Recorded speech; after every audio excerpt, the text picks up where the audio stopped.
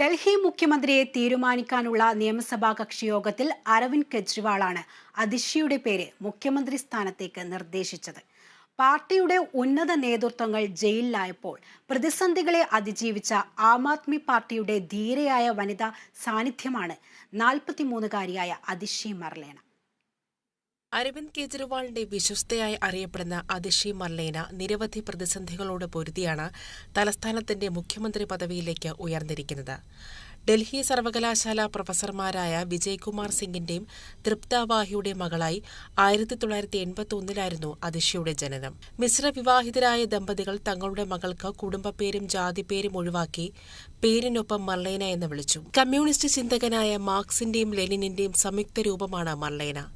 Delhi saint Stephen's കോളേജിൽ നിന്നും 1ാം റാങ്കോടെ ബിരുദം പൂർത്തിയാക്കിയ അതിഷി ഓക്സ്ഫോർഡ് സർവകലാശാലയിൽ നിന്നും ബിരുദാനന്തര ബിരുദവും കരസ്ഥമാക്കി. പഠനത്തിന് ശേഷം മധ്യപ്രദേശിൽ ഭോപ്പാലിലെ വിദ്യാലയങ്ങളിൽ പാർശ്വവൽക്കരിക്കപ്പെട്ട വിദ്യാർത്ഥികൾക്കായി പ്രവർത്തിച്ചു.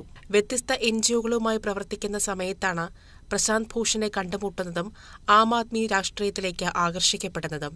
ആം ആദ്മിയുടെ നയരൂപീകരണത്തിൽ പ്രധാനിയായ അതിഷി ആപ്പിന്റെ രാഷ്ട്രീയകാര്യ സമിതിയിൽ അംഗമാവുകയും കൽക്കാച്ചി മണ്ഡലത്തെ പ്രതിനിധീകരിക്കുകയും ചെയ്തു. വിദ്യാഭ്യാസ മന്ത്രിയായിരിക്കെ ഡൽഹിയിൽ സർക്കാർ സ്കൂളുകളെ നവീകരിക്കുന്നതിൽ പദ്ധതികൾ ആവിഷ്കരിച്ചു.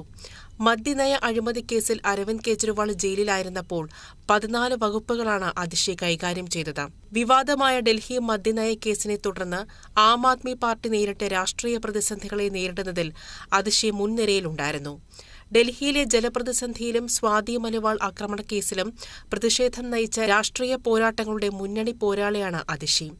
അരവിന്ദ് കെജ്രിവാളിന്റെ അഭാവത്തിൽ ഡൽഹിയിലെ സ്വാതന്ത്ര്യസമര ദിനത്തിൽ ദേശീയ പതാക ഉയർത്താൻ അതിഷി തീരുമാനിച്ചതിലൂടെ അവരുടെ പ്രാധാന്യം അടിവരയിടുന്നു. അതിഷി മർലേനയുടെ ആത്മസമർപ്പണത്തിന്റെയും നയചാതുര്യയുടെയും തെളിവാണ് ഡൽഹിയുടെ രാഷ്ട്രീയ ഭൂപടത്തിലെ ഉയർച്ച.